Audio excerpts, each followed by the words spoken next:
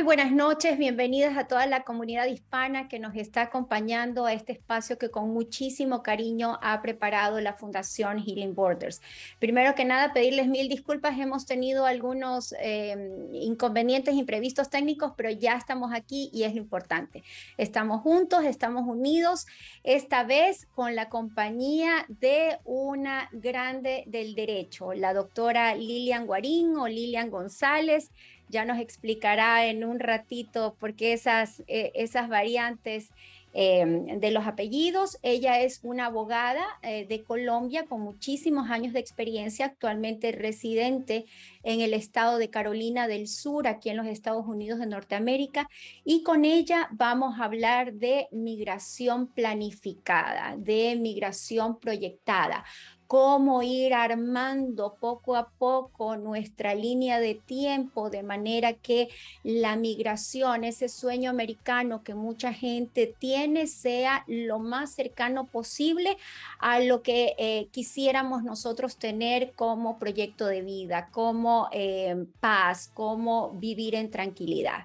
Así que con ella estaremos hablando de este tema durante los siguientes minutos y todo esto como un abreboca.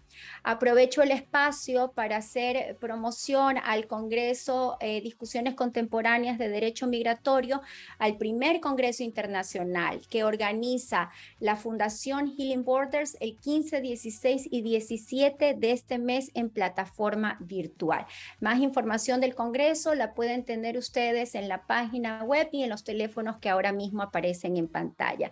Bienvenida, doctora Lilian, qué honor tenerla aquí. Muchas gracias por acompañarnos, muchas gracias por su cariño, por su tiempo. ¿Cómo se siente usted esta noche? ¿Cómo está? Muchas gracias, doctora. Muy contenta, muy feliz, agradecida de compartir con usted este espacio para hablar un poco respecto al derecho migratorio y la forma planificada que se debe tener para poder llegar válidamente, legalmente a un país como son los Estados Unidos. Claro que sí. Gracias, doctora. Gracias por este tiempo. Para la Fundación ha sido de preocupación fundamental, de hecho lo recoge así en su misión y en su visión, el poder conjugar legalidad, migración, desde la legalidad con el acompañamiento emocional, con el acompañamiento espiritual, viendo al migrante o al multinacional, como decía una teórica periodista científica muy conocida, desde un punto de vista holístico. Entonces, me gustaría empezar justamente por ese lugar, visibilizando su parte humana. ¿Qué la llevó a escoger la carrera de Derecho y por qué dentro de las especializaciones innumerables que hay, el derecho migratorio? Claro que sí, doctora. A ver, soy una persona demasiado humana, demasiado carismática. Me encanta el trato social, me encanta compartir con las personas. Me gusta y me ayuda sobremanera ayudarlos, protegerlos, tratar de velar por absolutamente todos los derechos humanos. Considero yo que la carrera del derecho es una de las principales carreras que me permiten tener contacto directo con las personas. Y el solo hecho de yo ayudarlos ejerciendo la profesión, aplicando la normativa legal y sacando avance sus derechos y absolutamente todos los rescatando los derechos que de alguna u otra manera se le hubieran podido perder a la persona, me llena, me enorgullece, me pone feliz. Entonces, créeme que me siento bendecida cuando ayudo a las personas y eso para mí me hace crecer más como persona. Por eso considero que el derecho para mí ha sido supremamente fundamental por el contacto que tengo con las personas. Doctora, y si le podemos preguntar qué la trajo por este país y cómo la experiencia de una hispana aquí en los Estados Unidos cambió o marcó completamente su vida. Si nos pudiera Claro que sí, claro que sí, doctora Ivette. ¿Qué me trajo a los Estados Unidos? Yo soy colombiana de nacimiento, obviamente abogada y ejercía mi profesión, pues ejerzo mi profesión porque igualmente lo hago actualmente a través de los medios tecnológicos. Todo lo que tiene que ver es obviamente por cámara y todo. ¿Qué me trajo aquí a los Estados Unidos? Precisamente también soy una migrante, pero lo hice de una manera legal.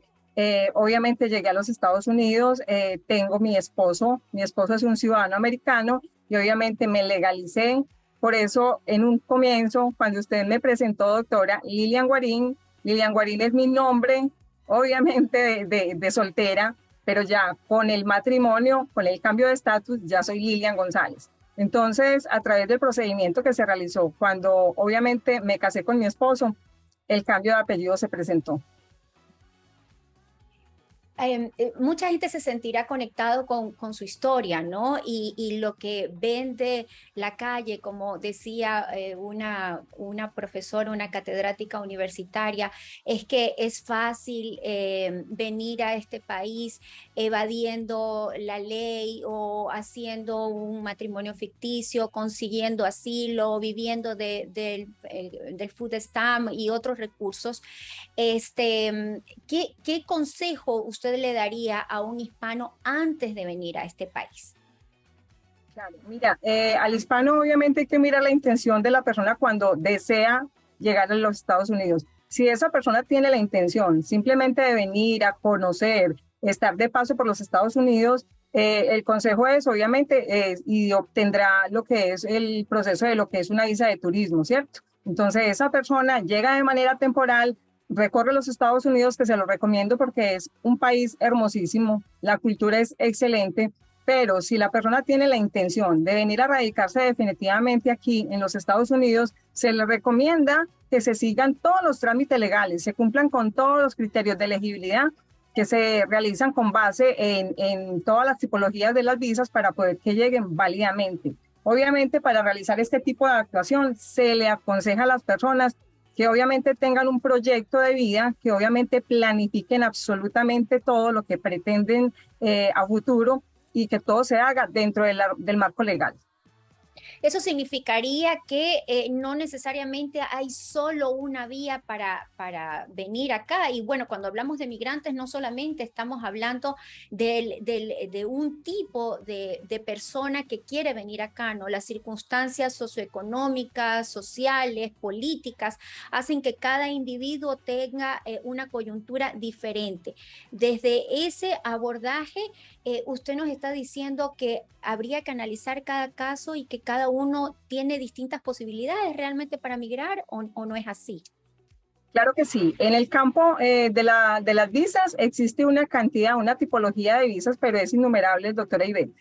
Yo le cuento y podría, sin temor a equivocarme, decir de que casi todas las personas, de acuerdo a las condiciones o de acuerdo a lo que pretendan, de acuerdo a su capacidad, podrían enmarcarse en un tipo de visas. Lo que pasa es que en ese evento es precisamente la persona quien tiene que demostrar, en el caso en que una persona desee venirse y radicarse a vivir a los Estados Unidos y quedarse de manera definitiva, ya sea porque obviamente consiguió por medio de trabajo, ese tipo de persona que llega de esa manera, esas personas definitivamente tienen que realizar la tipología de lo que es la visa, o que hay diferentes categorías, o son visas por visas familiares, visas laborales, o existen otra tipología de visas.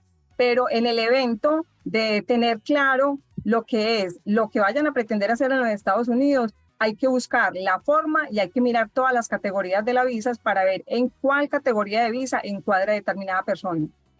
Tomemos, por ejemplo, el caso de un inmigrante que desea vivir y trabajar en los Estados Unidos de manera permanente. ¿Cuál sería la vía legal para él, el proceso, qué debería hacer? El inmigrante que tenga el ánimo de permanecer en los Estados Unidos viviendo y trabajando, obviamente hay diferentes categorías para poder llegar. Entre ellas puede estar en la parte familiar o lo que es la parte laboral.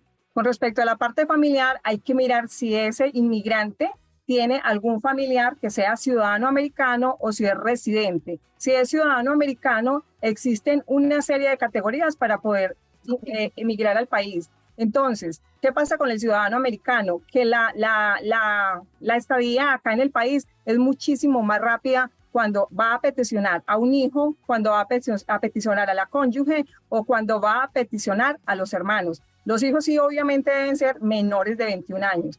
Entonces, ellos están en la categoría de prioridades.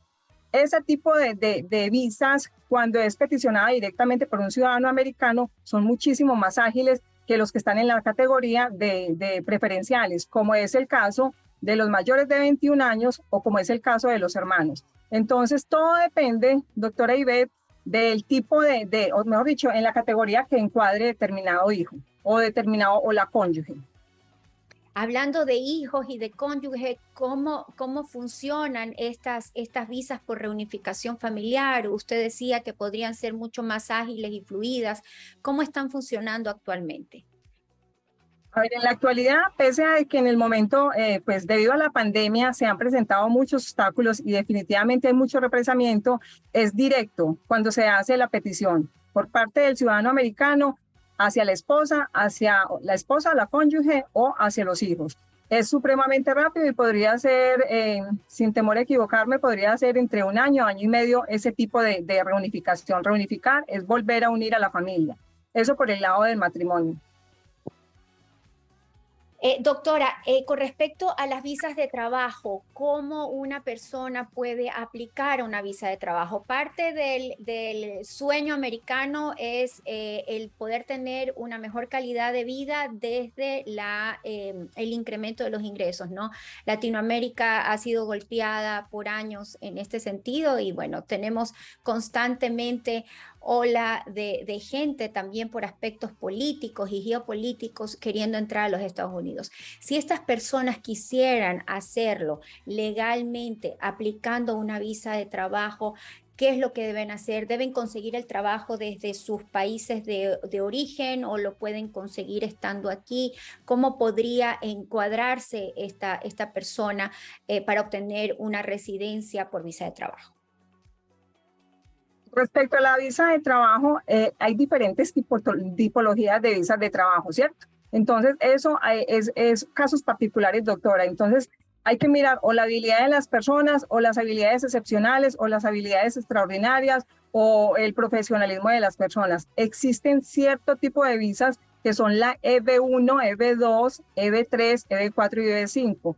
Por decir algo, las visas EB5 son las visas de inversionistas. Las visas de inversionistas entonces generan, o sea, en el país ayudan a fortalecer el capital de los Estados Unidos y ayudan obviamente a generar empleos. Las personas pueden estar fuera del país y pueden ser solicitadas por el empleador. Entonces, es la forma para ingresar a los Estados Unidos. Simplemente, no necesariamente la persona tiene que estar en los Estados Unidos para poder que sea contratada. No, igual un ciudadano americano puede peticionar a los extranjeros, se hace cierto trámite, se hacen ofertas de empleo y obviamente hay visas en las que hay que hacer certificaciones para poder solicitar al DOL, al Departamento del Trabajo, y se dé la aprobación absoluta para poder que las personas vengan al país a trabajar. Doctora, cuando usted habla de habilidades, ¿a qué nos estamos refiriendo? Pienso yo en este momento en cantidades de maestros, de profesores, de ingenieros, de gente muy hábil en tecnologías, por ejemplo, tecnologías de la educación, tecnologías informáticas, que quisieran venir por un trabajo aquí. ¿Ellos cómo deberían empezar su búsqueda? En el caso de las personas que tienen habilidades extraordinarias, se habla más que todo como las personas que inclusive esas personas se pueden autopeticionar. Estamos hablando de las personas, los deportistas, estamos hablando de los cantantes, estamos hablando de los músicos. Esas personas realizan su autopetición. Debido a esas habilidades extraordinarias que tienen, ellas perfectamente pueden ingresar al país, no necesitan en ningún momento que se les realice ninguna oferta de empleo y tampoco tienen que ser certificados para venir a trabajar acá en los Estados Unidos. Doctora, otro sector muy atendido por la Fundación desde el punto de vista emocional y de compañía psicológica, acompañamiento emocional, son las mujeres que son sujetos de maltrato intrafamiliar. En la Fundación se les dice mucho que no son víctimas de maltrato intrafamiliar, como las tipifica muchas de nuestras legislaciones hispanas, son sujetos de maltrato intrafamiliar porque finalmente ellas tienen el poder de levantarse y ejecutar su propio plan de vida. ¿Cuál es la visa que tutelaría a este tipo de mujeres? ¿Cómo ellas pueden buscar información legal acerca de algún tipo de vía para que ellas se legalicen y puedan vivir en este país como residentes, trabajar? Que a veces eso es lo que más les preocupa, ¿no? El tema de trabajar, se quedan con hijos. ¿Cómo lo pueden hacer? Claro, doctora, usted está tocando el tema de las mujeres maltratadas y eso es el tema y el que se maneja a través de las famosas visas VAWA. No solamente es para las personas que, digamos, por decir algo, la cónyuge que haya sido maltratada, sino también para los familiares de los ciudadanos, tanto ciudadanos americanos o los residentes que hayan sido maltratados. Entonces, estas personas pueden acudir, ellas, autopeticionarse y acudir directamente, peticionar lo que es la visa, por el tema de que hubo una violencia. Pero entonces, para poder obtener ese tipo de visa, entonces hay que demostrar, en el caso del matrimonio, hay que demostrarse la buena fe del matrimonio. La persona tendría que demostrar de que se casó por sentimiento, no que haya realizado, digamos, algún tipo de matrimonio fraudulento. Y también tiene que demostrar lo que es la crueldad excesiva, lo que está, a lo que está siendo sometida por el ciudadano americano o por el residente. Igualmente, este tipo de trámite se realiza, se deben de hacer unas denuncias, obviamente, y a través de esta manera, de estos criterios y de todo la actuación pues, de la persona, de acudir, de tener todo el material probatorio, puede solicitar la visa y a través de esa visa VAWA obviamente puede alcanzar la residencia acá en los Estados Unidos. Muy bien. Muchas de estas mujeres provienen o vienen en búsqueda de los llamados asilos también, ¿no? ¿Cómo se está manejando el tema de los asilos? ¿Hay un poco más de agilidad? Hay personas que vienen a la fundación y se dan cuenta de que el asilo no es la mejor manera o no es la única, porque les vende también la publicidad de que pueden entrar ilegalmente por la frontera, pedir un asilo y tener su permiso de trabajo. ¿Qué es lo que sucede en la realidad con respecto a este régimen jurídico? Claro, doctora. A ver, el tema del asilo en estos momentos está conmocionando muchísimo el país debido a la cantidad de personas que están inmigrando, están llegando a los Estados Unidos por medio de las fronteras. Entonces, esto está haciendo o está generando un problema grandísimo. ¿Qué pasa con los asilos? Muchas veces las personas le prometen o les da una mala información a las personas con respecto a que por medio del asilo ellos van a alcanzar o que van a obtener, digamos, por decir algo, la legalidad en los Estados Unidos. No es así, no es fácil en ese sentido. ¿Qué pasa? Cuando una persona entra por asilo, esa persona tiene que enfrentarse, obviamente, a una serie de entrevistas ante lo que es ante el centro de UCIS y tiene que enfrentar una serie de entrevistas en donde se debe de demostrar que existe un miedo creíble y que esa persona precisamente está con la figura del asilo debido a que hubo mejor dicho, le tocó huir de su país porque se vio víctima o se vio atacada, llega aquí a los Estados Unidos, demostrar el miedo creíble y no solamente eso, sino que esta persona tiene que caer o radicarse, ella tiene que demostrar una serie de factores para poder ser favorecida con el asilo en los Estados Unidos. Entonces, cuando esa persona ha sido víctima, digamos, de decir algo de persecución, ya sea por raza, ya sea por credo, digamos, por pertenecer a un grupo determinado o por nacionalidad, ella podría apostarle a lo que es el tema del asilo, pero obviamente tendría que demostrar lo que es el miedo creíble. Muchas veces la gente entra al país engañada porque prometen infinidades de cosas, dice que aquí en los Estados Unidos las cosas son muy fáciles y en realidad la gente huye de diferentes países, no solamente por la violencia, sino pues obviamente en busca de unas mejores condiciones. Acá se puede obtener muy buenas condiciones, pero obviamente se tiene que planificar la entrada.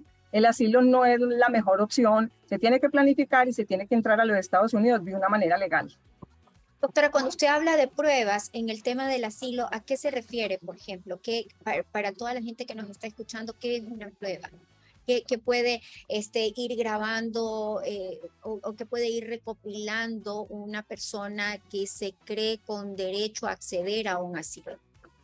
Cuando te hablo de material probatorio, es que esa persona que está, obviamente ingresa a los Estados Unidos manifestando de que tiene un miedo creíble porque de pronto la van a asesinar o porque obviamente esta persona va a ser atacada, va a ser víctima de violencia, tendría que demostrar precisamente lo que son las amenazas, de pronto denuncias que haya realizado ante las entidades como son la Fiscalía, de pronto pruebas médicas, psicológicas, ese material probatorio es lo que ayuda a que se conforme lo que es ya el expediente para poder solicitar el asilo político.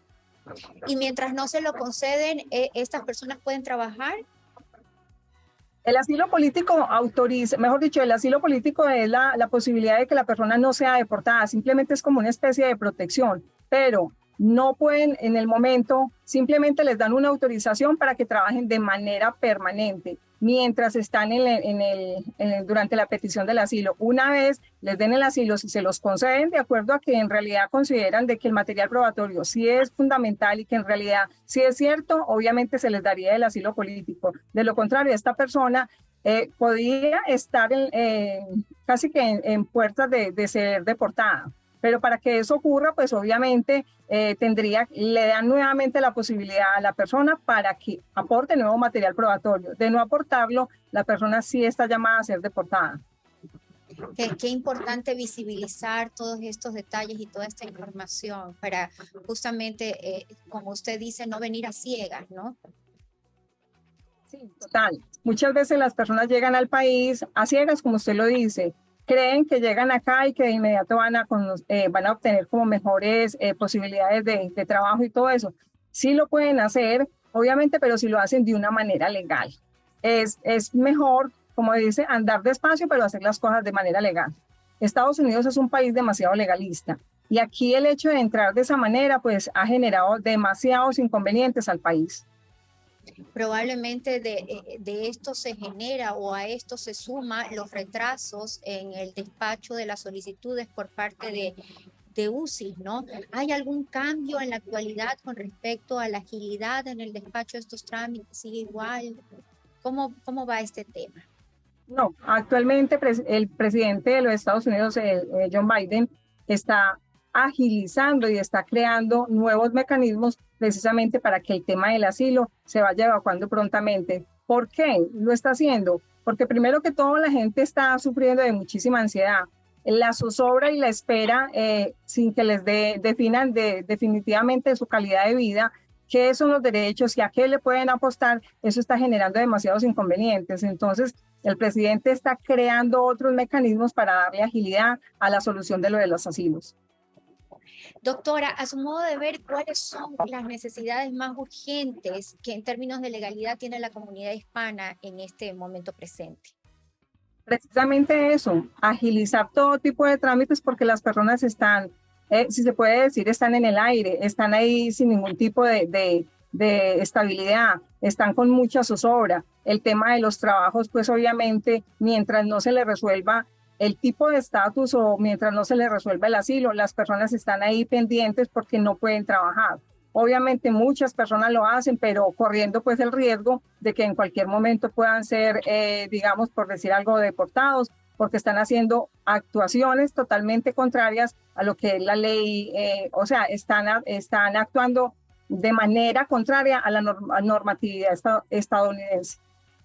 Doctora, la Fundación conoce de muchos casos de personas que vienen con falsas expectativas, justamente por todo lo que hemos conversado en este momento. ¿Qué se está haciendo desde la política, desde el gobierno? Porque se puede actuar desde muchísimos niveles, ¿verdad? ¿Qué se está haciendo para tratar de informar a la gente, para procurar que esta expectativa, o más bien, que la gente no venga con expectativas, sino con realidades ciertas y podamos integrarlos en esta idea de proyección y planificación cuando vienen? Cuando hablamos de proyección y planificación, la Fundación ha trabajado mucho en el tema de si es un empresario el que quiere emigrar, cómo hacerlo, si es un estudiante el que quiere estudiar, cómo hacerlo, si es un turista el que quiere venir, cómo hacerlo. ¿Usted cree que desde el gobierno se están tomando medidas suficientes? ¿Cuál ha sido la política del presidente Biden para que se aplaque un poco esta situación actual, sobre todo después de haber vivido un año de inflación que ha tenido de cabeza el país, ¿no? Claro que sí, doctora. Lo que sí es importante y obviamente se tiene conocimiento es que el presidente Biden es una persona demasiado humanitaria, pero en realidad él ha tratado de, obviamente, de poner en pie lo que es su plan de gobierno y entre esos está la ayuda que él pretende darle a los inmigrantes. La situación es que él solo no lo puede hacer. Entonces, hay que tener en cuenta toda la oposición y todos los temas que se han presentado respecto a eso, pero él, claro que sí, ha tratado de implementar precisamente la ayuda para darle a las personas y tratar de que tengan un estatus en el país. Doctora, tenemos una pregunta de uno de nuestros asistentes, una de las personas que nos acompaña, Yemina Pluas, nos pregunta, si quiero ingresar al país como estudiante o hacer algún curso, ¿cómo puedo hacer? Dice ella.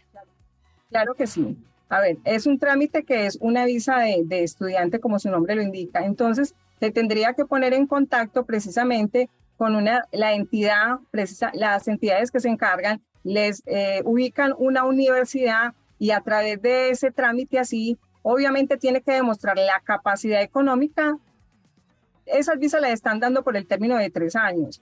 Demuestran la capacidad económica y estas personas no solamente tienen que demostrar que tienen la dinero suficiente para mantenerse en el país, sino que tienen la capacidad, pues obviamente, para pagar absolutamente todo lo que tiene que ver con el estudio.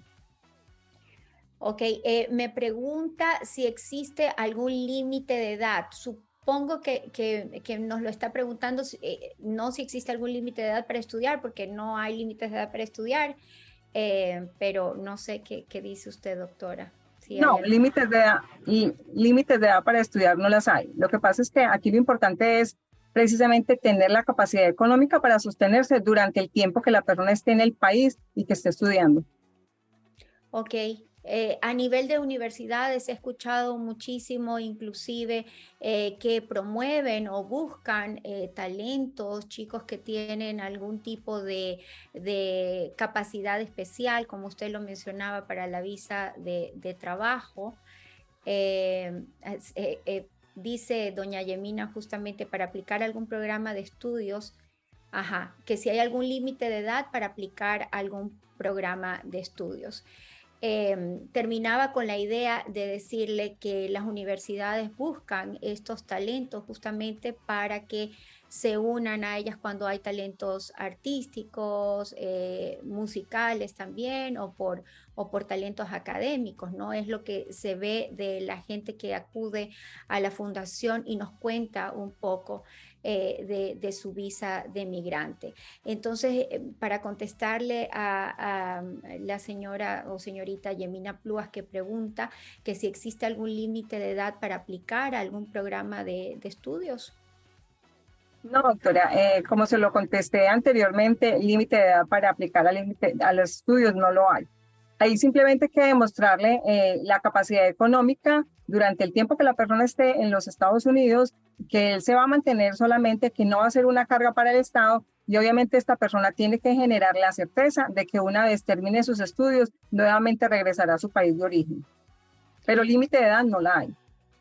Doctora, vienen otras personas también, es una de las preguntas que tenemos ahora mismo por el chat, que quieren saber si pueden tener varios regímenes o varias tipologías de visas vigentes, como un trámite de visa de turismo, un trámite de visa de inversionista, un trámite de visa de trabajo, todos abiertos a la vez, para probar cuál le atienden primero y por cuál sale primero, preguntan. No, en realidad cuando una persona le apuesta una visa, es en esa visa y no más. No puede haber 2 visas al mismo tiempo referentes a una misma persona. Es decir, no puede haber en el momento una visa de estudiante y una visa de inversionista al mismo tiempo. Doctora, a las personas que preguntan si pueden venir a este país y casarse para obtener su green card, ¿qué les recomienda usted con toda claridad? Tenemos 2 preguntas en ese sentido. A ver, aquellas personas que desean ingresar al país para obtener la green card y buscan el matrimonio, pues yo les diría de que si el matrimonio lo van a hacer por sentimiento, pues es un matrimonio totalmente válido. Si el matrimonio lo van a hacer simplemente para lograr el estatus, ya obviamente ese es un matrimonio que sería considerado por las leyes americanas como un matrimonio fraudulento. Entonces, me parece que lo mejor es mirar otro tipo de opción, porque si le están apostando al matrimonio simplemente para obtener la visa, no es legal en los Estados Unidos. ¿Y cómo son las entrevistas para conceder las residencias por matrimonios? ¿Qué debería saber una persona que quiere animarse por esta opción y no tiene ni idea de lo que le van a preguntar o de qué planificación debe tener? Porque dicen, ah, sí, yo me caso y él vive en su casa, yo vivo en mi casa. ¿Cuál es la realidad de todo esto? ¿Cómo es? A ver, eso es lo más delicado, doctora Ivette. Precisamente cuando una persona cambia de estatus a través del matrimonio, es muy claro lo siguiente: cuando una persona simplemente viene a casarse para cambiar de estatus, pero lo hace de manera fraudulenta, va a tener una serie de inconvenientes. Cuando se va a la entrevista directamente, ahí es donde las personas prácticamente se dejan pues evidenciar lo fraudulento del matrimonio. ¿Por qué? Porque entre una de las preguntas es precisamente es qué tipo, o sea, uno debe de conocer exactamente la pareja con la que uno está. Si yo no vivo con una persona o si obviamente lo estoy haciendo simplemente por papeles, yo voy a desconocer muchas actuaciones de la vida. Una de las preguntas es precisamente esa. Directamente el oficial le pregunta a la persona cuánto dinero le pagó usted a la determinada persona para obtener los papeles. Entonces, es demasiado importante que si se hace el matrimonio sea por sentimiento. ¿Por qué? Porque obviamente cuando las cosas son fraudulentas, tarde que temprano se van a evidenciar. Entonces, eso no solamente hay una falsedad ahí, sino la posibilidad de que de manera inmediata los deporten. Muy bien. B, el señor o la señora B dice, hola, gracias por este espacio, con muchísimo gusto y cariño. Quisiera saber si ustedes tramitan la EB2 y como consulta general, según su experiencia, la aprobación solo lo hacen para aquellos perfiles extremadamente sobresalientes o puede ser un perfil profesional o con experiencia, pero no un nivel sobresaliente con libros publicados, por ejemplo, dice esta persona. Claro que sí, las visas Quevedo es precisamente para personas que han sobresalido, pero el nivel pues de evidencia pues obviamente de lo que la importancia o mejor dicho el sobre lo que han sobresalido pues perfectamente en el país no, perdón, en su profesión y todo eso tiene que ser demasiado notable. Ese tipo de personas obviamente realizan una serie de trámites y tienen que ser sometidas a una certificación laboral. No es fácil obtener ese tipo de visas, pero tampoco es imposible. Bueno, de hecho, hemos conocido algunos casos a la fundación, visitan frecuentemente académicos, no académicos, es abierto, aquí no hay distinción por raza, género, edad, condición social, religión. Y se ha conocido casos cada vez más de hispanos, sobre todo. El hispano tiene un alma muy generosa, como toda la humanidad, en cuanto a estudios, academia. Eh, Dice, no, yo me refiero a la EB2NIW, no es por certificación. No se entiende muy bien esta pregunta, quizás podría darnos un poquito más de detalles directamente escribiendo a la fundación para poder absolverle directamente la consulta. Sí, la EB2 exención de interés nacional es lo que acaba de contestar la doctora, pero no se entiende muy bien, no es por certificación. Ah, dice, perdón, NIW es siglas en inglés. La EB2 es la que justamente acaba de usted de mencionar, exención de interés nacional. O sea, más que exención de interés nacional, visa por interés nacional. Claro, ese tipo de visas sí es la EB2 y obviamente se tiene que tener una certificación laboral. Se tiene que demostrar obviamente el proceso y la habilidad que tiene esa persona de manera extraordinaria con respecto, por decir algo, un ingeniero que sobresalga en el país, se le debe demostrar para poder que le aprueben esa visa EB2, tiene que demostrar absolutamente todo el profesionalismo. Entonces, esa persona sí es sometida a un criterio de certificación laboral. O sea, es una parte de todo el trámite que tiene que hacer. Pero la visa es la EB2, para que le quede claro a nuestro querido asistente. Doctora, agradeciéndole muchísimo por este espacio, la quiero comprometer a muchos más a que su servicio en la fundación siga siendo cariñoso, siga siendo profesional, cualidades que a usted la caracterizan y que realmente la han hecho valiosa en el círculo académico y profesional. Le queremos agradecer por la entrevista, no sin antes invitar a todos los asistentes a que reciban más información sobre este y otros temas en el Congreso Discusiones Contemporáneas del Derecho Migratorio, que se llevará a cabo el 15, 16 y 17 de este mes en plataforma virtual. Tendremos no solamente abogados, sino también profesionales, terapeutas, médicos. Hablaremos de periodismo y migración, de arte de la mano de una reconocida artista también. Tendremos a una coach de emprendimientos dándole los tips principales que usted necesita saber para planificar su próximo emprendimiento aquí en los Estados Unidos. Se han unido muchísimos profesionales a esta iniciativa con la idea de generar círculos de apoyo y liderazgo para poder alcanzar nuestro propósito, nuestras metas, que no nos sintamos desvanecidos, sino por el contrario, muy fortalecidos. Cada vez somos más. Gracias nuevamente, querida doctora, y a todos los asistentes. Un abrazo muy grande desde este espacio. Soy Ivette y les agradezco nuevamente por su compañía y atención. Gracias.